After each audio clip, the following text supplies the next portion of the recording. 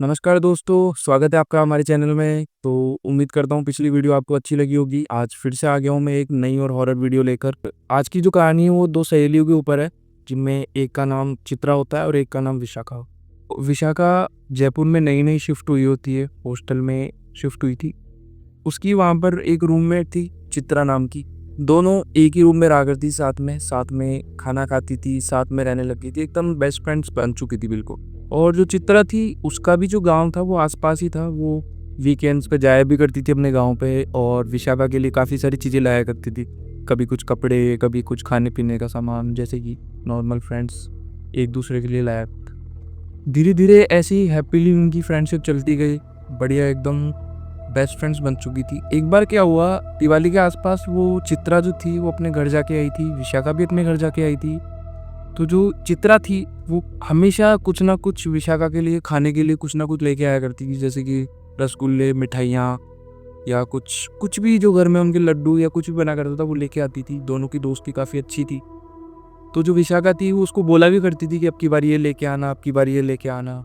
काफ़ी अच्छी सहेलियाँ, बहुत ज़्यादा प्यार था दोनों के बीच ही। दिवाली का टाइम था, दिवाली से फ्री होके और चित्रा अपने गाँव से वापस हॉस्टल के अंदर आई थी। विशाखा भी हॉस्टल पहुंची और विशाखा के लिए वो जिस तरीके से हमेशा मिठाइयाँ और कपड़े या कुछ ना कुछ लाया करती थी, तो वैसे लाई थी।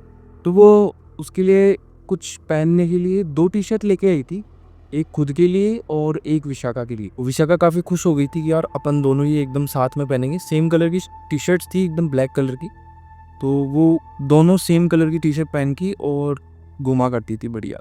और हॉस्टल में भी सब उसको देखते थे कि यार दोनों सेम कपड़े पहनती है और साथ में रहती है, तो उनकी काफ़ी ज़्यादा अच्छी बॉन्डिंग थी। धीरे-धीरे क्या हो रही, विशाखा थी उसकी तबीयत थोड़ी बिगड़ने लग गई।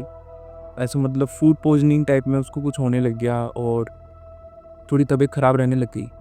तो वो डॉक्टर के पास भी जाती है चित्रा और विशाखा। डॉक्टर ने चेकअप करा और उसको दवाइयाँ दी। 1-2 दिन ठीक रही, फिर वापस से उसको वही दिक्कत होने लगी। फिर डॉक्टर के पास गई कि सर वापस से वही हो रहा है। डॉक्टर भी कैच नहीं कर पा रहा था कि हो क्या रहा है ये, प्रॉब्लम क्या है एक्चुअल।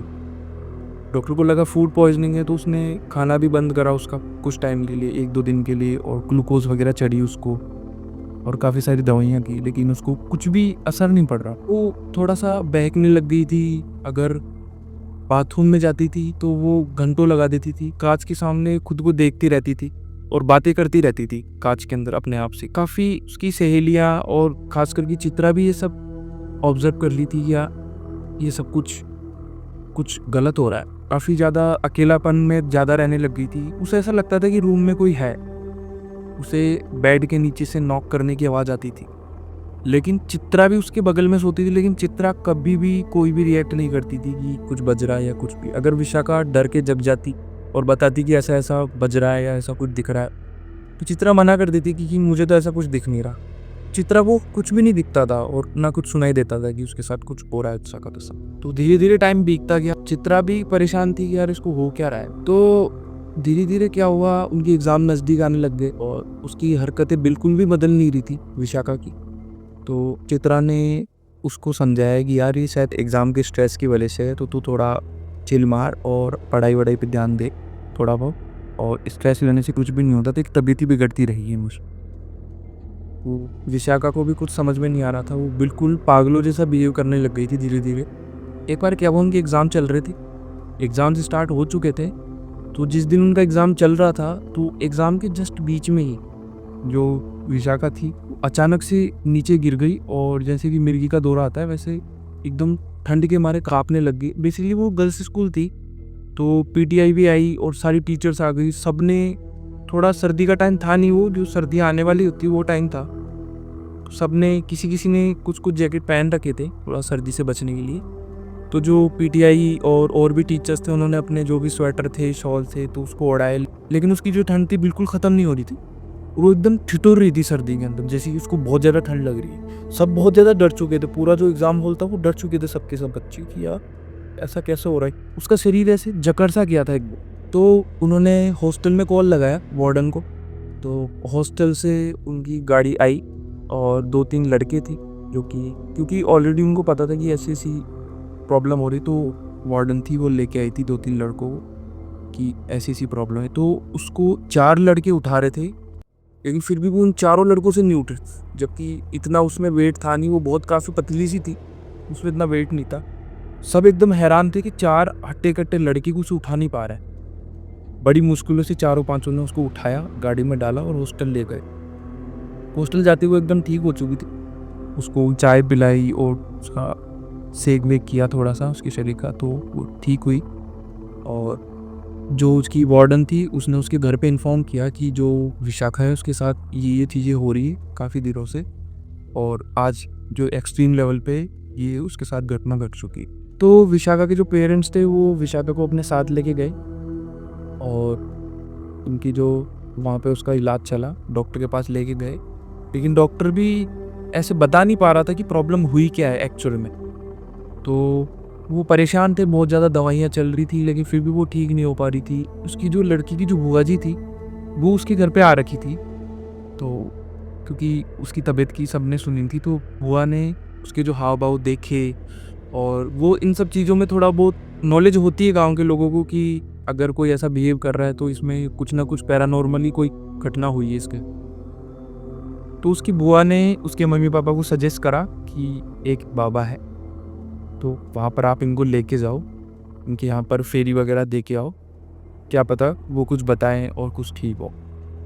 तो वो गए उस बाबा जी का। तो हुआ क्या था, जो विशाखा की फैमिली थी वो नॉनवेज वगैरह और शराब वगैरह ऐसी फैमिली से बिलोंग करती थी जहाँ पर शराब और नॉन वेज चलता था काफ़ी ज़्यादा उनका। तो ये लोग गए थे, लेकिन इनको बाहर से ही वो बाबा ने दूर से ही इशारा कर दिया था कि आप लोग यहाँ से चले जाइए। उनके पास शायद दिव्य शक्तियाँ थी कि उनको पता था कि ये लोग शुद्ध नहीं है बिल्कुल, उनके हिसाब से, कि अगर नॉन वेज और शराब वगैरह पीने वाला जो लोग है वो उनके हिसाब से शुद्ध नहीं थे। तो उन्होंने मना कर दिया कि 1 महीने बाद आना, और ऐसी किसी भी चीज़ से आपको टच नहीं। 1 महीने विशाखा की तबीयत बहुत ज़्यादा ख़राब रही, उसको काफ़ी ज़्यादा दौरे पड़ते थे, तो सब बहुत ज़्यादा परेशान थे। 1 महीना कैसे न कैसे बीता, एग्ज़ाम दे नहीं पाई थी, 1 महीना बीता। तो उसको बाबा के वहाँ पर फेरी दिलवाने ले जाया गया। तो वहाँ पर वो जब गए तो बाबा जी ने बताया कि इसकी जो फ्रेंड है, इसके साथ जो रहती है, चित्रा नाम की लड़की है, उसने ही इसके साथ में ये सारी प्रॉब्लम्स करवाई है। उसके ऊपर एक जिन्न का पोजीशन हो रखा था, जो कि उसने इस लड़की के ऊपर छोड़ दिया। उनसे जिनसे वो ठीक करवाने गए थे उन्होंने इसके ऊपर डालने का उनको प्लान बताया। तो इसके करीबी वही थी, विशाखा ही थी चित्रा की सबसे ज़्यादा करीबी। तो जो चित्रा और चित्रा की फैमिली थी उन्होंने विशाखा को ही अपना जो मोहरा बनाया और उसके ऊपर उस जिन्न को डाल दिया। वो जिन्न बहुत ज़्यादा खतरनाक था, और उसे विशाखा के ऊपर डालने में काफ़ी मेहनत लगी थी। सेशन की शुरुआत से ही जो चित्रा थी वो मीठी चीज़ें और मिठाइयाँ, कपड़े कुछ भी लाया करती थी, वो सब उस जिन्न को डालने के लिए ही लेके आया करती थी, जो कि उसके ऊपर ऑलरेडी था। काफ़ी कोशिश करने के बाद जो दिवाली के आसपास का टाइम होता है उसको काफ़ी सेंसिटिव टाइम माना जाता है टोने टोटके के लिए। इस टाइम में काफ़ी ज़्यादा टोने टोटके किए जाते हैं। तो टोने टोटके किए उन्होंने, और जो वो टी शर्ट लेके आई थी वो टी शर्ट चित्रा की खुद की थी, जिसके ऊपर की उसकी तंत्र विद्या पूरी करी हुई थी, और वो जो जिन्न था उसको विशाखा के ऊपर डाला गया था। जो बाबा जी थे उन्होंने विशाखा के परिवार को बोला कि जो जितनी भी प्रॉब्लम है इसकी सहेली की करवाई हुई है, और उन्होंने बताया ये जो जिन्न है वो काफ़ी ज़्यादा शक्तिशाली है, तो इसका उपाय करने में हमें कम से कम 15-20 दिन या फिर महीना भर भी लग सकता है। आप लोगों को यहीं पर रुकना पड़ेगा अगर आपको उसका पुख्ता इलाज करवाना है। तो जो विशाखा की फैमिली थी वो अग्री करती है, और वो वहीं पे आश्रम में रहना स्टार्ट कर देते हैं 15-20 दिन के लिए। काफ़ी दिनों तक उसके ऊपर प्रक्रिया चलती है। और बाबा ने ये भी बताया था कि जो इसके ऊपर जो जिन्न है उसको इससे अलग होने के लिए कोई ना कोई दूसरे जीव की ज़रूरत पड़ेगी। ये इसको छोड़ के कहीं भी नहीं जाएगा जब तक कि दूसरे जीव पर ये सारी चीज़ें, ये जिन्न को ना बिठाया जाए, क्योंकि इसको किसी ना किसी चीज़ की ज़रूरत होगी जिस पर ये रहेगा। तो उन्होंने सारी प्रक्रिया करी, और उन्होंने कहा कि मैं इसको पेड़ में बांधूंगा, कि पेड़ भी एक जीव होता है, तो मैं इसको पेड़ के ऊपर बांधूंगा, ये उस पेड़ में ही रहेगा। और अगर आपको अपनी बेटी को ठीक कराना है तो आप यहाँ पर 15-20 दिन रुको। तो ये रुकना स्टार्ट हो ही चुके थे जैसे कि। तो सारी प्रक्रिया चली, उन्होंने उस जिन्न को उस पेड़ में बाँधा, बड़ी मुश्किलों के बाद 1 महीने के प्रोसेस के बाद में वो जो जिन्न था उस पेड़ पर रहने लग गया था और जो विशाखा थी वो ठीक हो चुकी थी धीरे-धीरे। विशाखा की फैमिली थी, वो चित्रा से उन्होंने बात भी की कि बेटा हमें पता चल चुका है कि आपने इसके ऊपर करवाई है प्रॉब्लम। चित्रा पहले तो एक्सेप्ट ही नहीं कर रही थी कि मैंने ये सब कुछ करवाया है, तो चित्रा फिर उसको काफ़ी फ़ोर्स करा गया तो चित्रा रोने लग गई और उसने बताया कि अंकल ऐसे-ऐसे ये मेरी काफ़ी अच्छी दोस्त है, लेकिन मैं क्या कर सकती हूँ जब मेरे घरवालों ने और जो भी उनके बाबा थे उन्होंने विशाखा के ऊपर डालने के लिए बोला क्योंकि वही मेरी सबसे ज़्यादा ख़ास थी। तो उन्होंने ठीक है कि अब क्या कर सकते, उनको इस चीज़ से छुटकारा मिला और हॉस्टल से वो उसको निकाल चुके थे, विशाखा को। उनकी एक ही बेटी थी विशाखा, तो उसे खोना चाहते नहीं थे। उन्होंने उसको उस हॉस्टल से निकाला और दूसरे हॉस्टल में शिफ्ट करा और उसने आगे की पढ़ाई कंटिन्यू करी, मेडिकल वगैरह दे के। तो दोस्तों यही थी आज की कहानी। तो कहानी से यही सीखने को मिलता है कि किसी पर अंधा भरोसा बिल्कुल भी मत करो।